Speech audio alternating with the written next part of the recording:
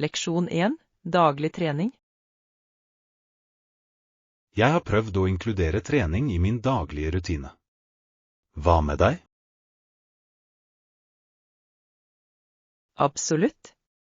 Jeg tror det er viktig for å opprettholde både fysisk og mental helse. Hva gjør du? Jeg pleier å ta en joggetur om morgenen. Det hjelper meg å starte dagen med energi. Det er en god idé. Jeg foretrekker å gjøre yoga, det hjelper meg å slappe av og holde meg fleksibel.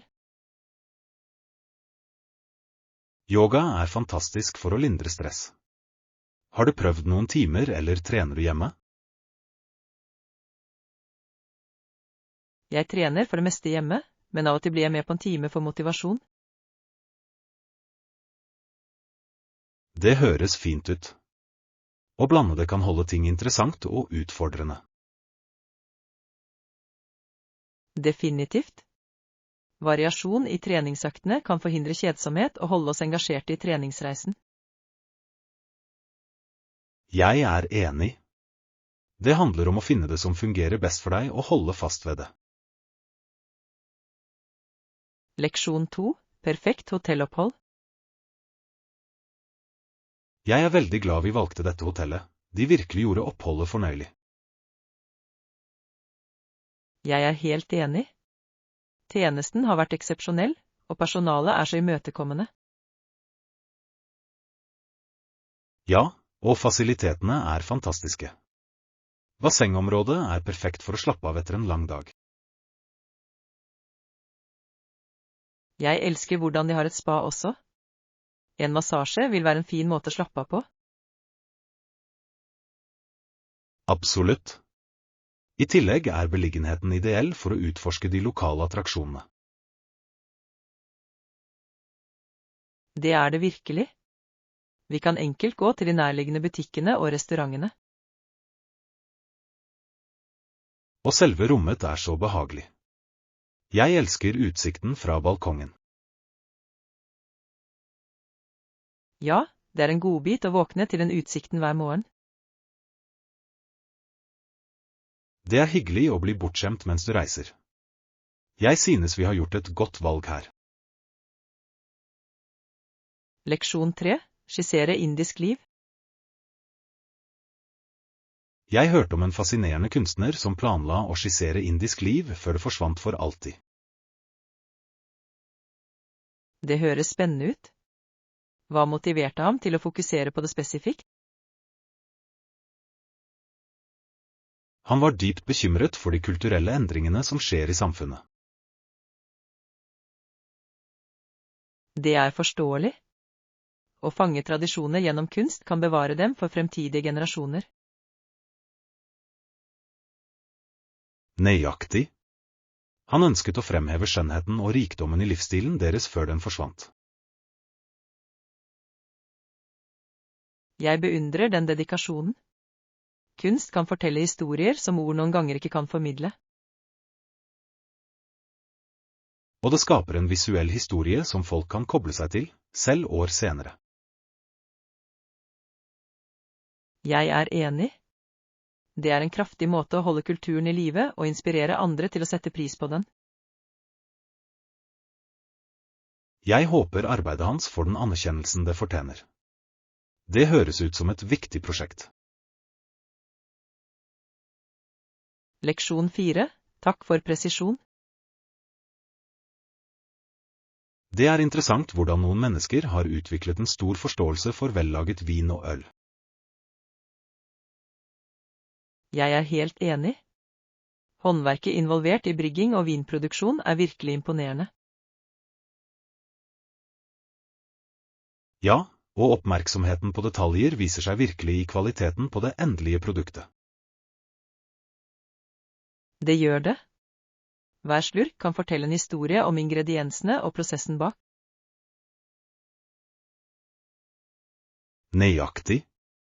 Det er fascinerende hvordan forskjellige regioner kan produsere så unike smaker.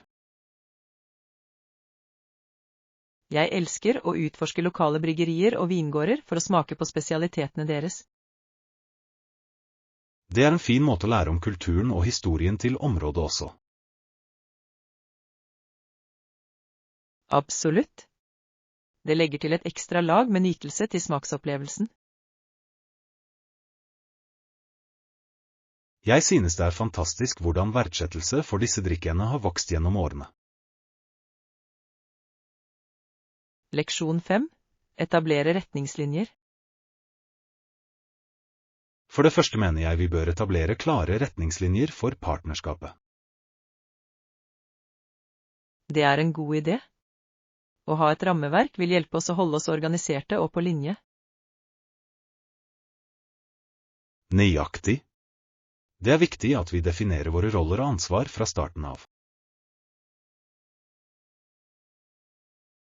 Ja, å sette spesifikke mål vil gi oss noe å jobbe mot sammen. Jeg er enig. Vi bør også skissere hvordan vi skal kommunisere gjennom hele prosjektet.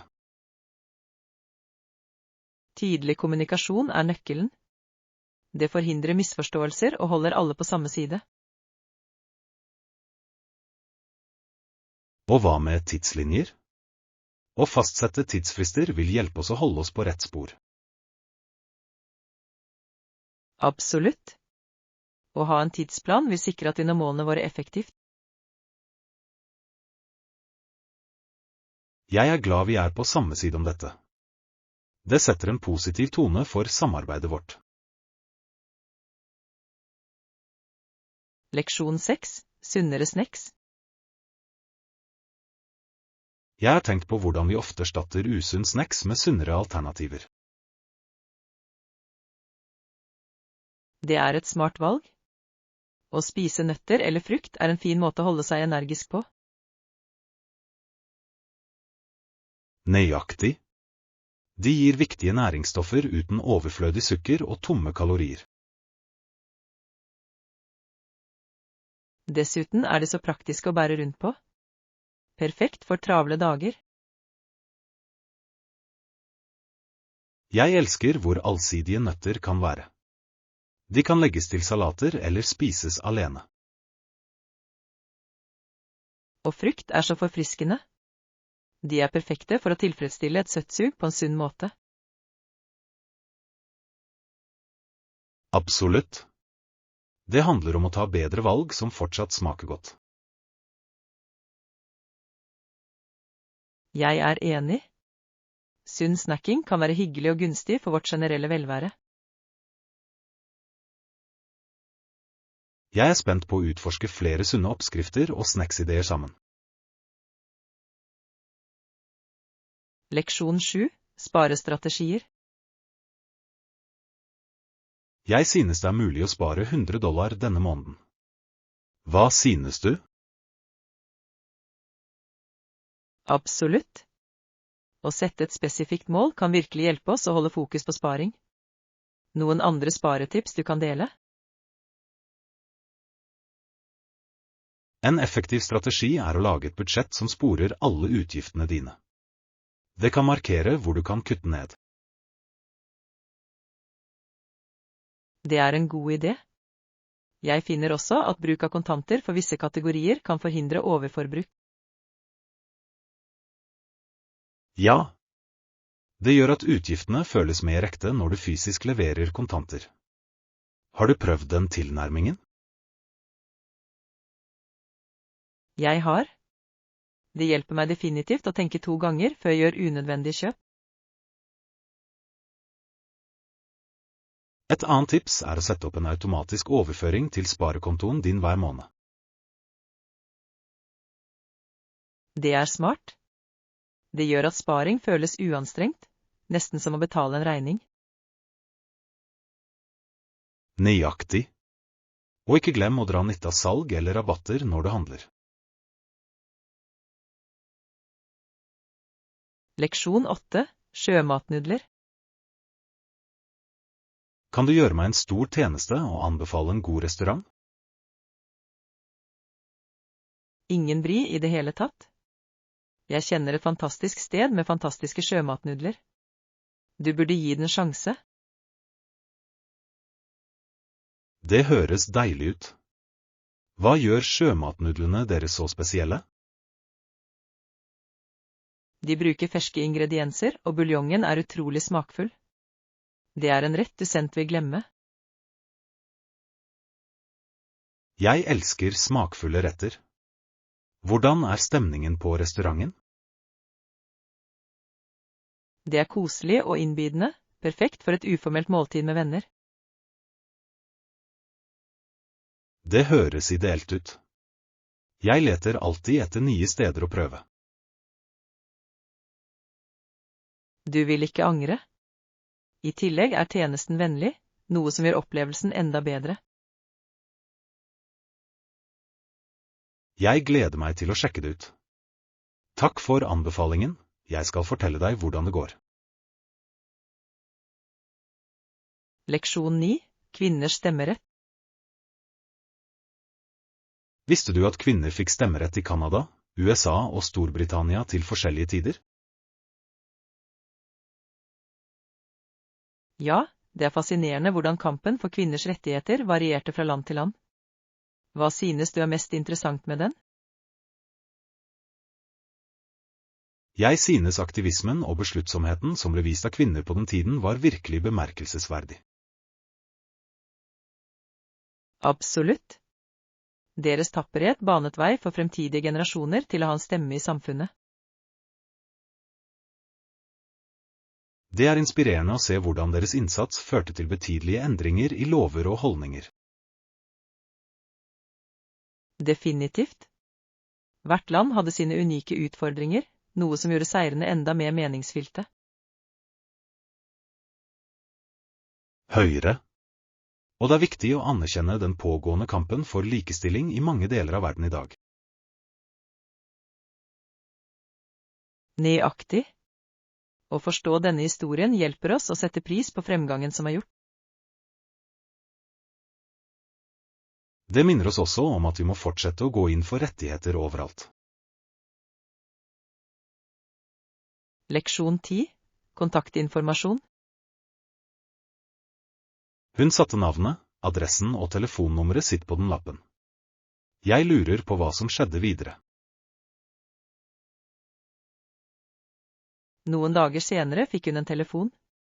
Det må ha vært spennende for henne. Sikkert.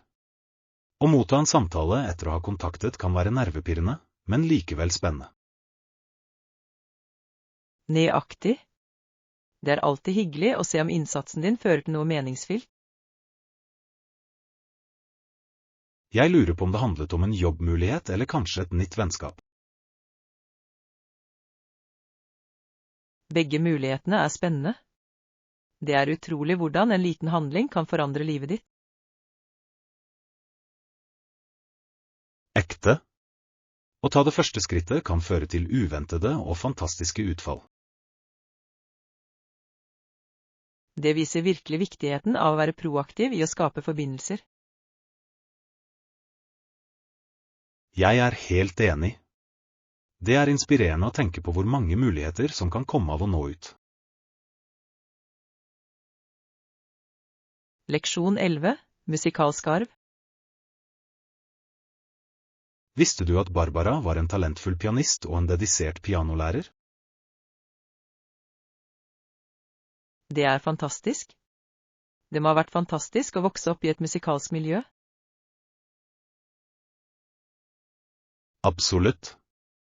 Hun underviste ikke bare, men spilte også piano for søsterens opptredener. Jeg kan forestille meg hvor inspirerende det må ha vært for søsteren hennes. Musikk kan skape så sterke bånd mellom mennesker. Nøyaktig. Det må ha føltes som en felles reise i kunstnerskap og kreativitet.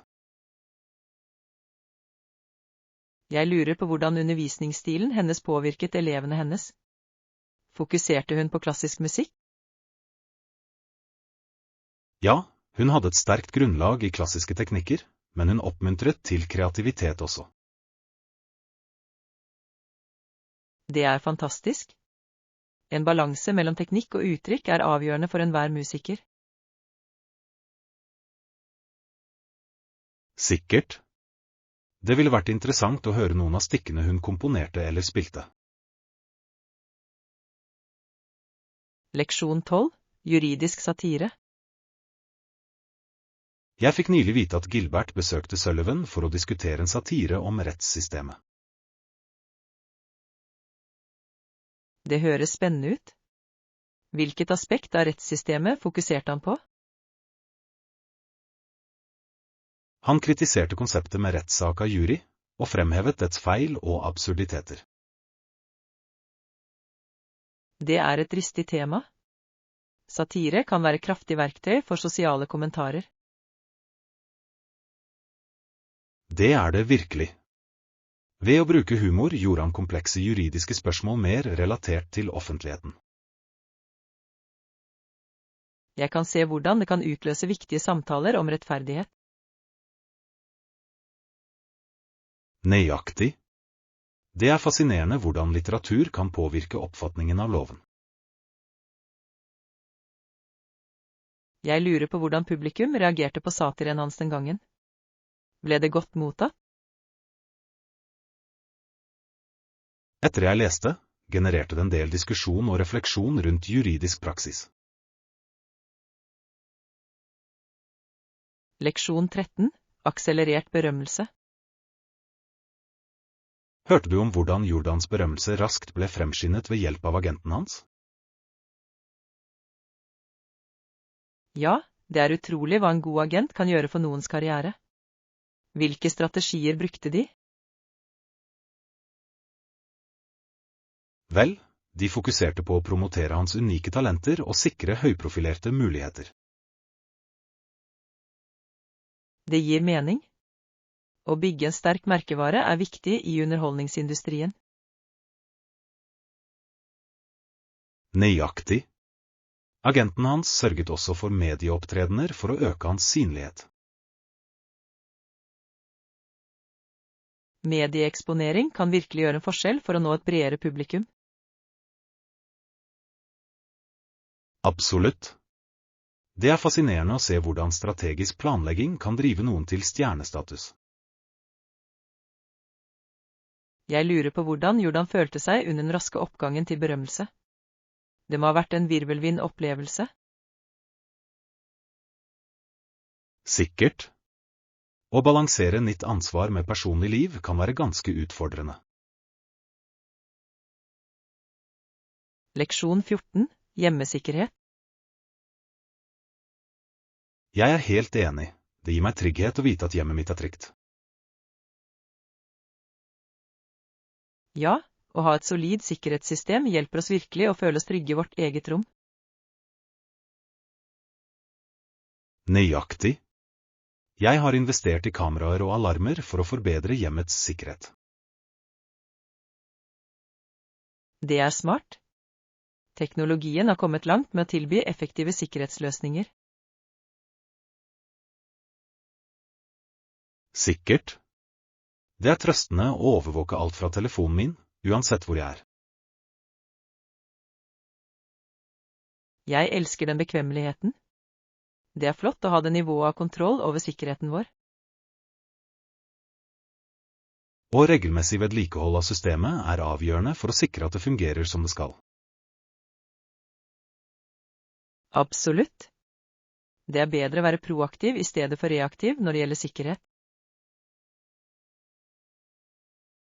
Jeg føler meg mye mer avslappet når jeg vet at jeg har tatt skritt for å beskytte hjemmet mitt.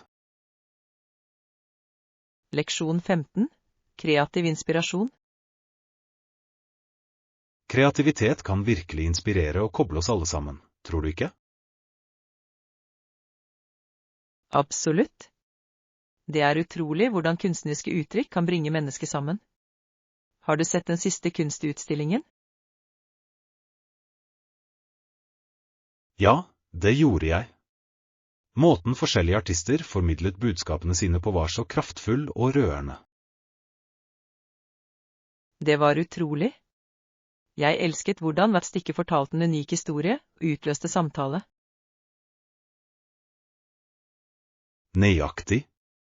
Kunst kan utfordre våre perspektiver og oppmuntre oss til å tenke annerledes. Og det er ikke bare billedkunst, musikk og litteratur kan også knytte oss på dypere plan. Sikkert. De kan vekke følelser og skape en følelse av fellesskap blant lytterne. Det er fantastisk hvordan kreativitet ikke har noen grenser og kan deles på tvers av kulturer. Absolutt. Å omfavne kreativitet i livene våre beriker våre erfaringer og fremmer forbindelse. Leksjon 16. Livet på andre planeter. Har du noen gang tenkt på muligheten for planeter der ute som kan støtte liv?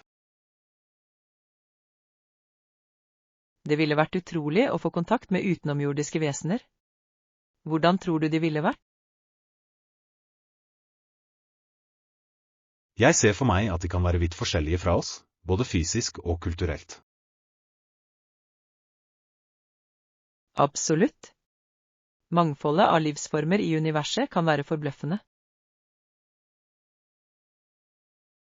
Og implikasjonene for vitenskap og filosofi vil være dyptgripende. Ja. Det ville utfordre vår forståelse av livet og vår plass i universet. Jeg lurer på hvordan en slik oppdagelse ville påvirke menneskeheten som helhet. Det kan forene oss på måter vi aldri har forestilt oss, og fremme samarbeid og fred. Det er et håpefullt perspektiv. Å utforske det ukjente kan føre til utrolige fremskritt. Leksjon 17. Perfekt vær. God morgen. Hvordan er været i dag? Det er sol og varmt, perfekt for en tur ute. Det høres herlig ut. Jeg elsker dager som dette når du kan nyte naturen. Absolutt. Det er en flott mulighet til å få litt frisk luft og mosjon. Jeg er enig. Har du en favoritt-turvei? Ja, jeg elsker å gå ved elven. Naturen er vakker og fredelig. Det høres deilig ut. Jeg liker å gå i parken, det er så forfriskende. Parker er også flotte for å se på folk. Det er alltid noe som skjer. Definitivt. Kanskje vi kan ta en tur sammen senere og nyte solskinnet. Leksjon 18. En mors innsikt. Hørte du om den unge gutten som ble antatt å være ganske dum? Ja, det gjorde jeg. Det er interessant hvordan oppfatninger kan være så misvisende. Høyre. Mange trodde han ikke ville utgjøre mye, men moren hans visste bedre. Nøyaktig. Hun anerkjente potensialet hans og støttet ham gjennom utfordringer. Det er utrolig hvordan en foreldres tro kan gjøre en stor forskjell i et barns liv. Absolutt. Noen ganger tar det bare én person til å se hva andre overser. Jeg lurer på hvordan den gutten følte seg med all den tvilen rundt seg. Det må ha vært tøft, men morens oppmuntring ga ham sannsynligvis styrke. Sikkert. Det er en kraftig påminnelse om å tro på andre, spesielt når de sliter. Leksjon 19. Stå støtt. Så du og de andre tvilte ikke på saken din, og du hadde rett i å la være. Nøyaktig. Å tro på noe kan være styrkende, spesielt i tøffe tider. Det er inspirerende å se folk stå fast i sin overbevisning til tross for utfordringer. Absolutt. Det viser styrke og besluttsomhet, som også kan inspirere andre. Jeg lurer på hva som motiverte dem til å holde seg forpliktet til sin sak. Lidenskap for deres tro spilte sannsynligvis en betydelig rolle i deres motstandskraft. Det er utrolig hvordan kollektiv styrke kan drive endring og gjøre en forskjell. Definitivt. Når mennesker forenes for et felles formål, kan de oppnå store ting. Det er en påminnelse om at det alltid er verdt å stå opp for det som er rett.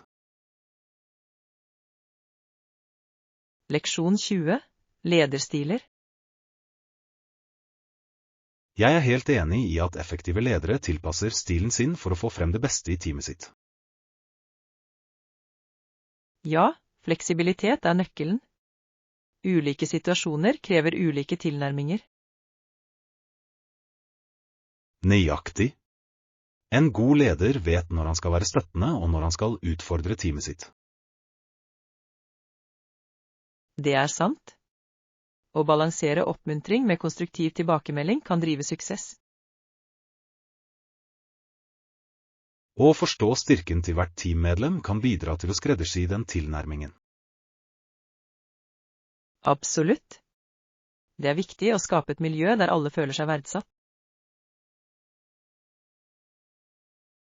Jeg tror det er viktig å bygge tillit for å utvikle en sterk teamdynamikk. Definitivt. Når teammedlemmer stoler på leden sin, er det mer sannsynlig at de utmerker seg. Det er fascinerende hvordan effektivt lederskap kan forvandle en gruppe til en sammenhengende enhet. Leksjon 21. Shopping til brudekjole. Høres bra ut. Hva ser du etter spesifikt? Jeg trenger en ny kjole til et bryllup jeg skal i neste måned. Så spennende. Har du en stil i tankene? Jeg tenker på noe elegant, men ikke for formelt, kanskje midi-kjole. Det høres deilig ut. Midi-kjoler kan være både stilige og komfortable. Nøyaktig. Jeg vil føle meg bra samtidig som jeg ser bra ut. Har du tenkt på farger? Noe lyst kan virkelig skille seg ut i et bryllup. Jeg vurderte lyseblå eller myk rosa, de er perfekte til våren. De fargene høres nydelig ut. Du vil definitivt se fantastisk ut i begge. Leksjon 22. Bekymringer om valgdeltakelse. Jeg har lest om hvordan nylige valg kan føre til en nedgang i valgdeltakelsen. Det er bekymringsfullt. Hvilke faktorer bidrar til denne trenden? Mange føler seg desillusjonert av den politiske prosessen, noe som kan føre til skepsis mot kandidater. Absolutt. Når velgerne ikke stoler på systemet, er det mindre sannsynlig at de deltar. Det er en ond sirkel, egentlig. Lav valgdeltakelse kan ytterligere redusere legitimiteten til folkevalgte. Ja, og det betyr også at stemmene til de som stemmer dominerer samtalen. Nøyaktig. Dette kan skjeve representasjonen og gjøre det vanskeligere for ulike meninger å bli hørt. Jeg tror det er avgjørende å informere velgerne om viktigheten av deres deltakelse. Definitivt. Bevissthetskampanjer kan bidra til å inspirere folk til å engasjere seg i valgprosessen. Leksjon 23. Å ta pauser. Har du tenkt på at dyp pust virkelig kan bidra til å redusere stress? Ja, det er en enkel, men kraftig teknikk. Har du prøvd å inkludere korte pauser i dagen? Jeg har. Å bruke noen få minutter på å puste dypt kan friske opp sinnet mitt. Det er fantastisk. Det er utrolig hvordan en kort pause kan forbedre fokus og produktivitet. Nøyaktig. Jeg opplever ofte at å gå bort fra skrivebordet hjelper til å rydde tankene mine. Absolutt. Det er viktig å lytte til kroppen vår og ta pauser når det er nødvendig. Har du funnet noen spesifikke teknikker som fungerer bra for deg i pauser? Jeg liker å strekke meg og puste dypt, noe som hjelper meg å føle meg forringet. Det høres effektivt ut. Jeg burde prøve det neste gang jeg trenger en rask tilbakestilling. Leksjon 24. Prioriteringer av trivsel. Jeg kunne ikke vært mer enig. Vi må fortsette å prioritere vår trivsel og miljø. Absolutt. Det er viktig å finne en balanse mellom personlig helse og omsorg for planeten. Ja, våre valg kan ha en betydelig innvirkning på både livene våre og miljøet. Nøyaktig. Enkle handlinger som å redusere avfall kan bidra til et sunnere økosystem. Jeg tror også det er viktig å være oppmerksom på hva vi spiser. Sikkert. Å velge bærekraftige produkter kan utgjøre en stor forskjell. Å oppmuntre andre til å bli med oss i disse praksisene kan forsterke vår innflytelse. Absolutt. Sammen kan vi skape et fellesskap forpliktet til trivsel og bærekraft. Det er inspirerende å tenke på de positive endringene vi kan utløse gjennom handlingene våre. Leksjon 25. Signering av dokumenter. Når du starter en ny jobb, må du kanskje signere et dokument eller fylle ut et skjema. Ja, det er ganske vanlig. Hva slags dokumenter tror du vanligvis kreves? Ofte er det skatteskjemaer, helseforsikringsdokumenter og arbeidskontrakter. Nøyaktig. Hvert av disse dokumentene tjener et viktig formål i ansettelsesprosessen. Det er avgjørende å lese alt nøye før du signerer for å forstå dine rettigheter og plikter. Absolutt. Noen ganger overser folk viktige detaljer når de er ivrige etter å begynne å jobbe. Høyre. Å ta seg tid til å stille spørsmål kan bidra til å avklare eventuelle usikkerhetsmomenter. Jeg er helt enig. Det er bedre å bli informert enn angre på at du ikke spør senere. I tillegg kan du forstå disse dokumentene forbedre din generelle opplevelse på jobben. Leksjon 26. Personlige datamaskiners tidsalder. Det er fascinerende å tenke på at personlige datamaskiner bare har eksistert i noen få tiår. Jeg vet, ikke sant? Transformasjonen i teknologi har vært utrolig. Ja. Bare tenk på hvor mye som har endret seg siden de første hjemmedatamaskinene. Nøyaktig. De var klumpete og begrenset i funksjonalitet sammenlignet med det vi har nå. I dag kan vi enkelt gjøre alt fra streaming av filmer til videokonferanser. Det er fantastisk. Og tilgangen til informasjon på nettet har revolusjonert måten vi lærer på. Absolutt.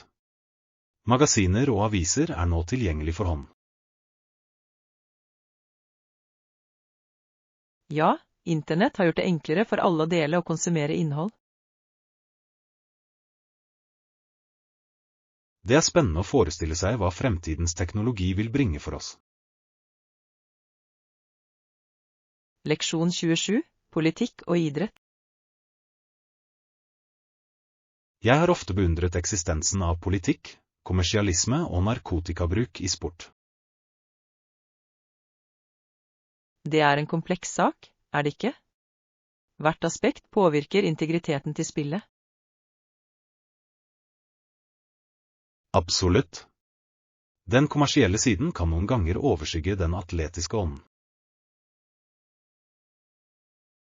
Ja, og presset for å vinne kan føre til at idrettsutøvere tar tvilsomme valg. Det handler om hvordan narkotikabruk har blitt et utbredt problem i mange idretter. Definitivt. Det reiser spørsmål om rettferdighet og den sanne konkurranseånden. Jeg lurer på hvordan idrettsorganisasjoner kan håndtere disse utfordringene effektivt. De må håndheve strengere reguleringer og fremme en kultur med ren konkurranse. Sikkert. Utdanning og støtte til idrettsutøvere er avgjørende for å bekjempe disse problemene. Leksjon 28, teamdiskusjon. Jeg forstår poenget ditt med forslaget. La meg diskutere det med teamet mitt og komme tilbake til det.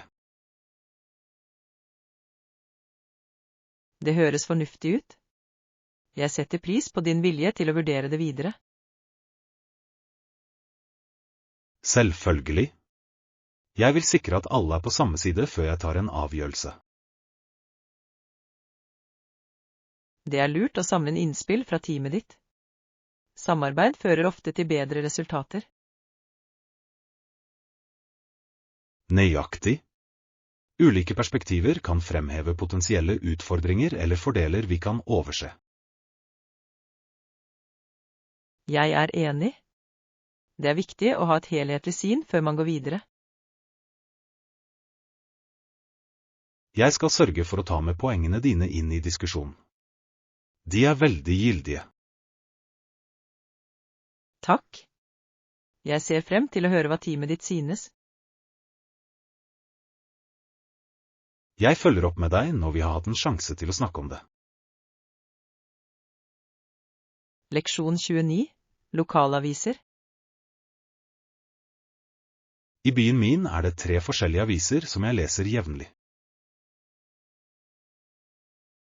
Det er interessant. Hva legger du merke til med dekningen deres? Jeg opplever at hver avis har et unikt perspektiv på lokale begivenheter. Ja, ulike redaksjonelle valg kan forme opinionen betydelig. Jeg ser ofte på forskjellige aviser på forskjellige dager for å få et godt avrundet syn. Det er en smart tilnærming. Det hjelper deg å forstå ulike synspunkter. Jeg har lagt merke til at noen artikler fokuserer mer på samfunnsspørsmål enn andre. Det er viktig. Lokale nyheter kan påvirke hvordan innbyggerne føler om byen sin. Jeg vil fortsette å utforske disse papirene for å holde meg informert om lokale hendelser. Leksjon 30, opplæring av ansatte. Opplæring av ansatte og oppdatering av systemer kan være en investering. Er det kostnadseffektivt i det lange løp? Det er et flott spørsmål. Selv om det kan virke dyrt i utgangspunktet, oppveier fordelene ofte kostnadene.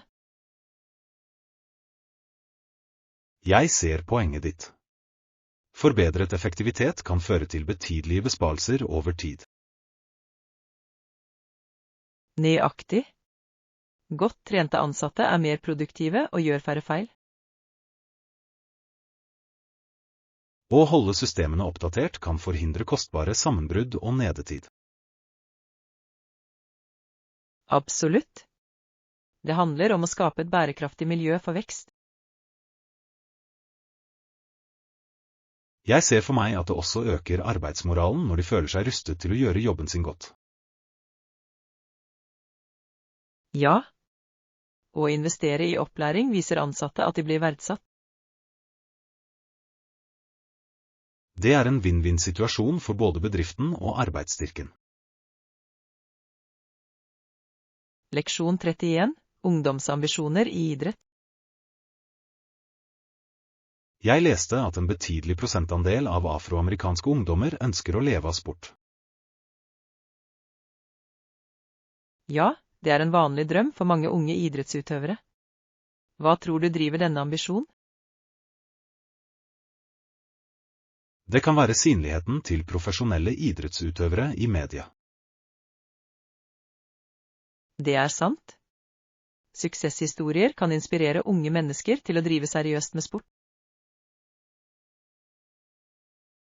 Men det er viktig å vurdere konkurransen og utfordringene de møter. Absolutt. Bare en liten prosentandel kommer faktisk til profesjonelle nivåer. Hvilke andre karrieremuligheter bør de vurdere i tillegg til sport? Å oppmuntre til utdanning og kompetanseutvikling er avgjørende for deres fremtid. Jeg er enig. Vi bør støtte deres ambisjoner samtidig som vi sikrer at de har reserveplaner. Leksjon 32. Kulinariske opplevelser. I går kveld prøvde jeg en ny rett som var helt nydelig. Det høres interessant ut. Hva har du laget? Jeg tilberedte en krydret thailandsk curry som virkelig overrasket meg med smaken. Jeg elsker thaimat. Hvilke ingredienser brukte du? Jeg brukte ferske grønnsaker, kokosmelk og en rekke krydder. Det høres herlig ut. Jeg er ikke en stor kokk selv, men jeg liker å prøve nye oppskrifter. Matlaging kan være en morsom opplevelse, spesielt med venner. Jeg er enig. Kanskje vi kan ha en matkveld sammen en gang? Det ville vært flott. Å dele kulinariske opplevelser gjør det enda bedre. Leksjon 33. Skuespillerambisjoner. Jeg har alltid drømt om å spille i TV-serier eller filmer. Det er spennende. Hva slags roller ser du for deg selv? Jeg ville elsket å spille en karakter med dybde, kanskje en helt eller en kompleks skurk. Disse rollene kan være så givende. Har du tatt noen skuespillerkurs? Ja, jeg har deltatt på workshops for å forbedre mine ferdigheter og selvtillit. Det er en fin måte å få erfaring på. Har du noen favorittskuespillere? Jeg beundrer de som bringer karakterene sine til live på unike måter. Inspirasjon kan virkelig drive deg til å forfølge drømmene dine. Hva er ditt neste steg? Jeg planlegger å prøvespille for lokale teateroppsetninger for å få mer eksponering. Leksjon 34. Morgenritualer. Jeg foretrekker toast med syltetøy og en kopp kaffe for å starte dagen. Det høres deilig ut. Har du noen spesielle morgenrutiner? Ja, jeg liker å nyte frokosten min mens jeg leser nyhetene. Det er en god måte å holde seg informert på. Hva slags syltetøy liker du? Jeg elsker jordbærsyltetøy. Det tilfører akkurat den rette sødmen til toastbrødet mitt. NAM. Jeg pleier å ta en fruktsmoothie om morgenen. Smoothies er også kjempegode. De er forfriskende og sunne. Nøyaktig. Lager du alltid frokosten din selv? Mesteparten av tiden, men jeg liker å prøve nye oppskrifter i helgene. Leksjon 35. Bærekraftig vekst. Har du noen gang tenkt på hvordan bedrifter kan vokse uten å skade miljøet? Absolutt. Det er viktig å balansere vekst med bærekraft. Hvilke strategier tror du er effektive? En tilnærming er å investere i fornybare ressurser. Det hjelper ikke bare planeten, men kan også redusere kostnadene i det lange løp. Det er et godt poeng. I tillegg bør bedrifter fokusere på effektive forsyningskjeder for å minimere avfall. Rett, og å inkludere tilbakemeldinger fra kunder kan veilede bærekraftig praksis. Har du sett dette i aksjon? Ja.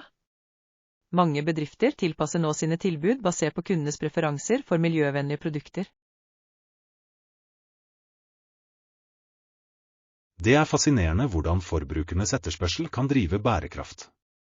Hvilke andre strategier tror du er viktige? Å bygge partnerskap med andre miljøbevisste virksomheter kan forsterke effekten og dele ressurser effektivt. Samarbeid er nøkkelen. Det skaper et fellesskap fokusert på bærekraftig vekst, noe som kommer alle involverte til gode.